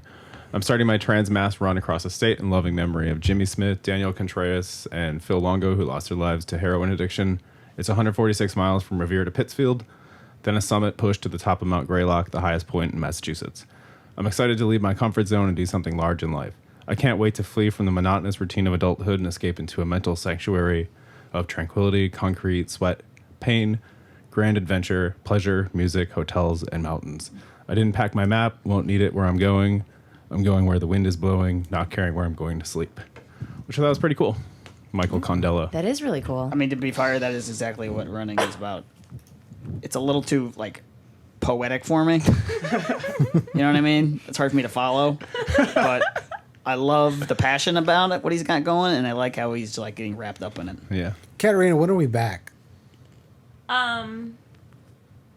Oh gosh, you caught me off guard here. I Yeah. don't Sorry. know, a couple God weeks. damn it, you're fired. Before Kettle Moraine or after Kettle Moraine? After. Okay. No. Wait, I don't remember. Okay, All right, give her a everybody second get to out look your it up. calendar. That Yeah. makes some Kettle good Moraine radio. is not this coming weekend. It is the following weekend, June Right. 6th Well, and we're 7th. wasting time by like just. What do you have going up On the tongue. on the next 2 Yeah, months? What do you Tuesday, have going June on? 9th is our next recording, so it'll be after Kettle Post Moraine. kettle. For Okay. running, So- I got nothing planned. I got nothing on the Are you calendar. going to be training? I'm just training my ass off for the October 11th marathon. Okay. Between now and then. Is that Chicago? Yeah. Okay. So you're going to get out and do some running with us on the trails, maybe too. Well, to be fair, every weekend I'm booked. I got Buddy coming in this weekend for the Cubs Royals. Then I'm at a bachelor party. Then I'm at a wedding, So you're going to run during the week and then Yeah. party on the weekend. Yeah. Kind of the opposite of which what is we're really, all doing. really tough for me. If I see you on the lakefront again, I'll wave to you and say hi next time. Next time we won't pass, and then I'll look back and it's awkward. Yeah. Okay. Exactly. Kat, what do you have going on the next I'm going 2 to be weeks? at the Cubs Royals game. Running the upper related. deck. Running related. Oh, sorry. Do you have the Whoa. calendar yet? Which seat? Which seat? Jesus. Okay, so Kevin I'm got ready to going hard to time. be pacing my good friend Tony at the Kettle Moraine 100. And here's the crazy thing about Tony. You tell us. He, approximately 2 weeks ago, he suffered a stroke. He was running and he went down in the middle of his run and had to be rushed to the hospital. I just want to say we know that's true because the Strava shows him Yeah. in the ambulance going to the hospital. Take note, Aaron. And because Scott and I went and visited him And we in saw the him. hospital. I mean, I Yeah. guess that's further evidence. Yeah. Anyway, but that, of course, did not stop Tony, and he's trying to get himself back into the swing of things. Tony was arranging travel plans for not the Kettle Moraine 100, but the 100 after that from the intensive care room. Yeah. And we didn't Yeah. even know he was intensive care. Yeah. So, and again, it's like one of those things that can happen. It's, you know, you've got all these plans for your life, and so you're thrown a loop, and Tony's really, you know, just trying to get through it. And so I'm going to be helping him hopefully make it through the Kettle Moraine 100. And we've been running with him and, you know, watching him get better. And I run with him most days. Someday we'll have him on the podcast. He hates podcasts, people that talk about running. Let's be We barely talk about running. Tony hates just about everything. You know, No, he thinks we're cute. he tolerates us and he loves dogs. That's it. That's the pyramid of Tony's hatred. But he actually went running at Water Bears. He had his bracelet from the hospital Which was the very next day. and the electrodes. He still had the electric thing stuck to him. It's still stuck to his body. Yeah. That's our pal Tony. So you're going to be pacing him at the 100 mile, Right. And training your ass off. Sure. My next 2 weeks looks the same. I'm going to be training my ass off. I didn't make my goal last week. I wanted to get to 100, and I only got to like 75 miles. Oh, wow. Solid. Yeah, that is solid. And I'm going to be pacing a guy named James Fayford at the Kettle Moraine 100, who's come up short about 5 times, and At Kettle or at 100? I think at Kettle. Okay. I think he's tried several times. He had struggles at night, so I'm gonna hopefully get him to that finish line. That'll be a great thing. He's a great guy, and Cindy Fayford's a great woman. But here's the thing about him: he'll sign up for like the Potawatomi 30, and he'll run 100 miles that Yeah, weekend. he signed up so for the he's 30, got it in him. and he ran the 100. Yeah. Corey, what are you up to? You got to be training your ass off. You got the 200 coming up. Yeah, I'm trying to ramp up the mileage. My goal is to sneak out to Colorado this weekend. Nice. Get some miles in. I don't know if it's going to be possible because I have to be back for soccer games on Sunday. Some guys sneak off with little lady. You're sneaking off to Colorado. I'd just like to spend Where would you stay? Awesome. Nowhere. What city would you go to? I have no idea. So you don't have a plan. It's, Wow. No plan. It's Tuesday. So wait, like you'll hop off the plane, run, and then run back to the airport and hop on the plane and come back? That sounds good for a guy with two kids. Yeah, probably No Friday. plan. I'd probably leave on a late Friday night flight and then just get up and run all day Saturday and then go back to the airport. But you wouldn't know where you'd be running. I'll figure it out later in the week. Interesting. I don't know. Do you have any recommendations? I'd go to Leadville. Boulder. Yeah, Boulder seems fun. I'd go to Leadville, and I'd do Mount Elbert a couple times. Yeah, that'd be cool. I mean, it's runnable almost to the top. I mean, it's not like you'd It might want be to too run, early. but it's not like mountain climbing is what I mean. Yeah, yeah. It might be too early in the year still. Yeah, there might be I some got to snow factor up that there. in too to figure out which trails are open or whatever. I know, So they're that's talking what about I'm this- going for this weekend. They're talking And then, about rerouting the San Juan Solstice. Yeah, I 'cause it's saw like a that. shit show. and then next weekend, I'm going to hopefully pay somebody a pod. If not, I'll do the fun run and hang out. Catamaran, you mean? Oh, yeah, that's what I meant. Yeah, Or you catamaran. can interview people and cover the race. Yeah, maybe. Well, we say this a lot. You got to rate the show. You got to write a review. Please, please, please. It really helps us out and helps other people find us. You can like us on Facebook. Tell a friend. What? He's holding up his hand. You never asked your really stupid question to the guest. Oh, yeah. Who would they like to have on? Oh, sorry, Jen. Who would be a good guest for us to have? Who's or someone that you know that you could recommend to us to come to the show? Anastasia Rolick. Anastasia, Supergirl. That'd be fun. See, she was even prepared for the stupid question. All That was the right, first time for somebody's that? answered that question. Yeah. wasn't Now- I prepared for it? Of course I was prepared for Now, it. I've heard who would ask you it. have on if you could have anybody ever, the living or dead? What are you saying? He's mocking me. Of course. Why is he mocking me? The living or dead? Well, if it's No, the I've living never or said dead. living or dead. Why would we want? Why do I care about dead people? We said- said on the we show. want You said, Blanco like, Caballo. Anybody then, in the right? world. So it has to be living. Yes, we can't have a guest that's dead. No BB King. You cannot have BB King on the podcast. No. If you're going to have anybody who's dead, it has to be Blanco Caballo. Because, I mean, what other? Isn't it Caballo Blanco? Yeah, whatever. Who's that? The something white? The white horse. You know, he's that barefoot guy that ran through Mexico. No, You know, I don't know. the whole- There's so much Started wrong with barefoot this, running. and I'm not even going to correct anybody. But let's just move on to people that are alive who would be who you would like to hear on She the just show. said Okay, it. I said Anastasia. Yeah.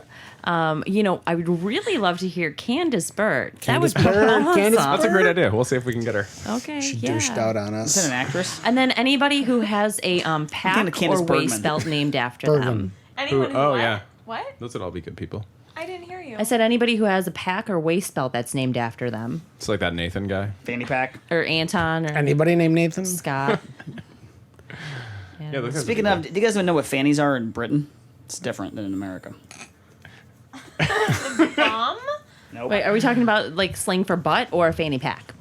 Well, we're gonna get there. Okay. Bum. No, it's a.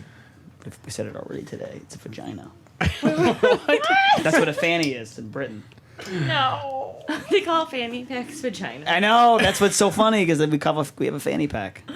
Instead of, That was a sidebar. Oh, okay. Sidebar. That's interesting. so instead, okay, yeah. There's So, so many places that we can go so with it. tell a friend about the podcast. Like us on Facebook. We're looking for your results. Post your 12-year-old boys results. probably like this show. Post your results. Give us some more questions for our grab bag. Our grab bag's running a little bit empty. Let us know if you guys, if our fans like dudes with mustaches. Yeah, we'll post a mustache. Did you get a mustache? Can we do a picture? poll? Can we do like an online we poll? can do a poll. We covered yeah. polls last time. That's That's good, Scotty. that's your first good one. Somebody keep a track of good ones from Scotty. We should get a fucking thing on that. Put it on the board. Yeah. What is the poll that you want? Like if you like mustaches or not. Do you like I think they're coming mustaches? back. Yes or no? All right, we'll coming get that. back. I'll punch that up Kat, right how after do you we're feel about done. mustaches? Write that down on your. I think I'm fine with mustache. older women love them. Older women? Yeah, Cat. it's because of the Magnum PI thing. All right. I bet you Corey's wife probably likes mustaches. That's not on the. We- Looks like you're gonna say something. Oh, you were trying to end the show. No. Coming off. Go ahead. I thought we were done with Yeah, the show. done. And 10 Drunk Miles time was do we taped in have front of a left? live studio audience. For transcripts of the show, please visit www.10drunkmiles.com. 10 Drunk Miles.